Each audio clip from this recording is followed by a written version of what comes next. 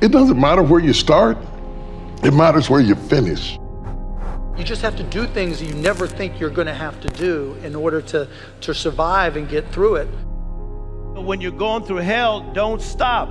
Don't pitch a tent in hell. Don't build a Holiday Inn in hell.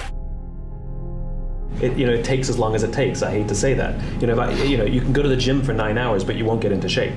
But if you go to the gym every day for 20 minutes, you will get into shape. But the problem is I don't know how long it takes. It'll be a little quicker for some, a little slower for others. And so there's no app for trust. There's no app for that. This is a human condition, and we have to do the things that are right for human beings. And you won't build trust with everybody on the team at the same pace.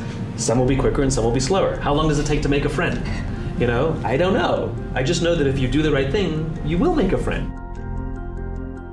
You gotta get up, you gotta get out. The amount of time you spend outside your proximity or location where you sleep gives you a better chance of being successful. So get up, get out. Go meet the world head on, folks, no matter how bad it is. I'm gonna tell you something that a lot of people, 99% of people disagree with me. Everybody says follow your passions. I say that's bullshit, right? I say follow your efforts. It's amazing how we're all passionate about things. We are all passionate about something. Helping veterans, helping this organization, helping this group, that's great. But no matter what, it all nets out to where do you put your time?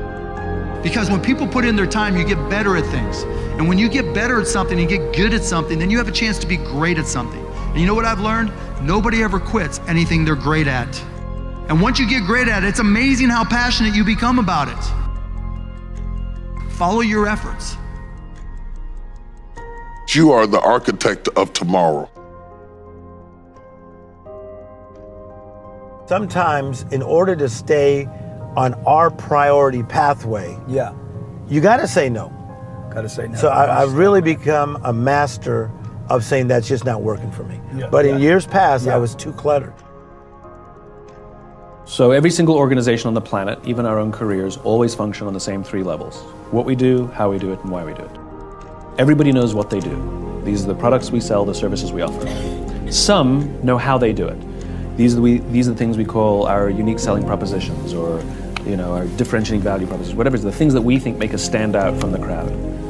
But very, very few people and very, very few organizations can clearly articulate why they do what they do. And by why, I don't mean to make money, that's a result.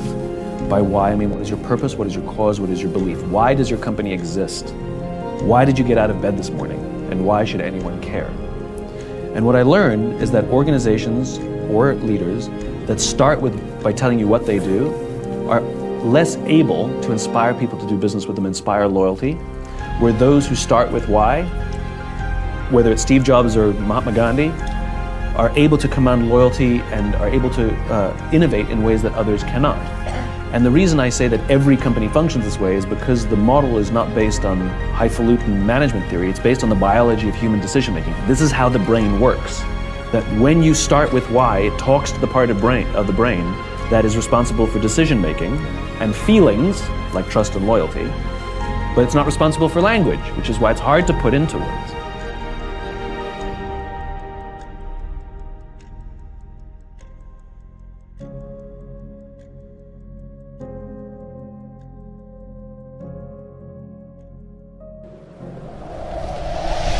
Get up and get out and go meet the world head on. Go meet whatever it is, okay? You gotta make up to somebody.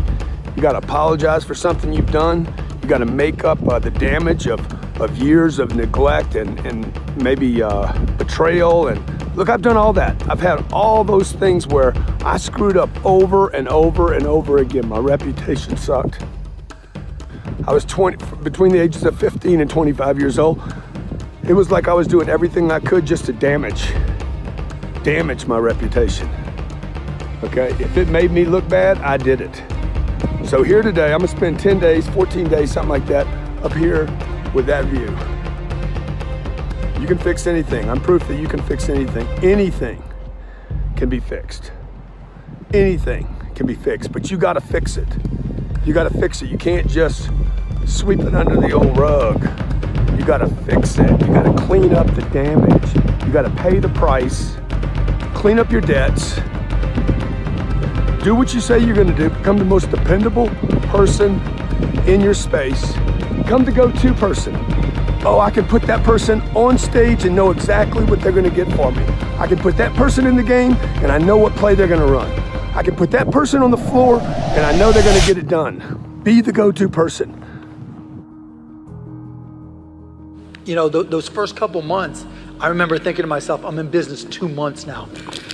You know, I remember getting to the point where I had $15,000 in sales, probably 6 months into the company, and I'm still living in the shithole and thinking, okay, I can do this, I can do this.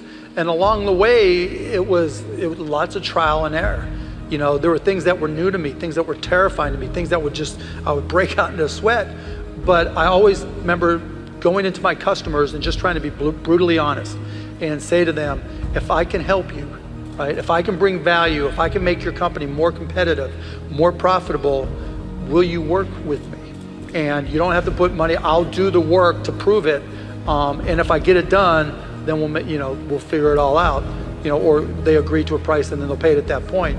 And one by one, I just kept on making customers happy and lost some, for every one I lost, picked up 3. And I was so nervous about the whole thing that, I couldn't imagine slowing down, and so people talk about, life, family balance. I had none. I mean, I literally remember dating some girl, and this is the truth. And it was like, we'd been dating a couple years, and like, Mark, you're so into your work. I mean, I want to pick a fence, I want a house, I want kids, I mean, it's me or your job. And I was like, or me or your company. And I was like, what's your name again? I'm 60 years old, and everybody who works for me is younger than me, and they'll tell you, I'll work you up under the table. Vision is an internal thing, right? It is the world that you want to live in, right? Jobs was the rebel, and he always was against big business.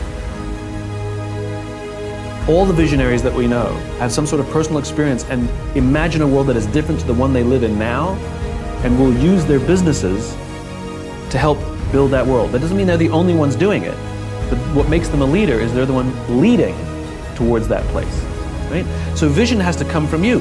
If you're the founder of a company, your business is not the only way you do it. What if you quit your business and start another one? It doesn't matter. They should all be contributing towards this vision. And you're not the only one doing it, but if you're the one preaching it and you're using your company to advance it, that makes you the leader. That's why everybody copies you. But it's not about anticipating the market trend, which is an interest thing you're asking me. It's got to start with values. The interest comes second. If you're going to make mistakes in your life, make them fast, right? If you're going to lose a deal, make them lose the deal fast. If you're not going to make any money on a deal, make sure the deal's quick. There's part of you that either wants to create a business or you obviously already have created a business. The hardest part is taking that first step, right? There's always that line, like I was talking about earlier, that you have to take a step past. But the thing, people always say, well, you're not afraid to start a business. Why aren't you? It's terrifying, or, it scares me to do it. And my attitude has always been, if you're prepared, it's not a risk, right? Bobby Knight, who was the coach at Indiana University, used to say, everybody's got the will to win, but it's only those with the will to prepare that do win. And the same applies to business. We've all seen our friends go out there and just wing it. It's my passion. We're all passionate about something. I'm passionate about basketball. It doesn't make me an NBA player, right? It's not just about passion. It's not just about saying I'm doing it. It's not even about incorporating. It's not about the idea. It's about, are you prepared and are you willing to do the work? You got to quit saying nonsensical stuff like, I'm happy where I'm at and we're good, we're all good, business is good, everything's good, I'm better off than somebody in that. You got to quit comparing yourself to other people. You got to quit talking like the middle class. Like you've somehow arrived because somebody in Iran is suffering. You're good until you're not. There's nobody watching that gives enough money to charity. Okay, everybody watching should be able to give $1 million a year to charity, but you can't. You know why you can't? You would if you could, but you can't because you didn't. Yeah. You didn't produce enough, because by the way, it's not your money anyway. Yeah. Somebody else gave you the money, and you pass it on. Most of you are like, I'm really charitable, I'm really good, but you never do enough. Why? Because you never had enough. Because you didn't produce enough, because you didn't work enough, because you didn't expand enough. So I would just say to people, look, have some loftier goals. You are at your best when you are authentic to your core, and you have to be what you are, not what they call you. You know, I tend to believe that there's no finality in anything. You know, it's not like, you know, even though our lives are finite, life is infinite. You know, life goes on, and for me, the goal is not to produce something that has an endpoint, but to produce something that has momentum that can live on beyond me.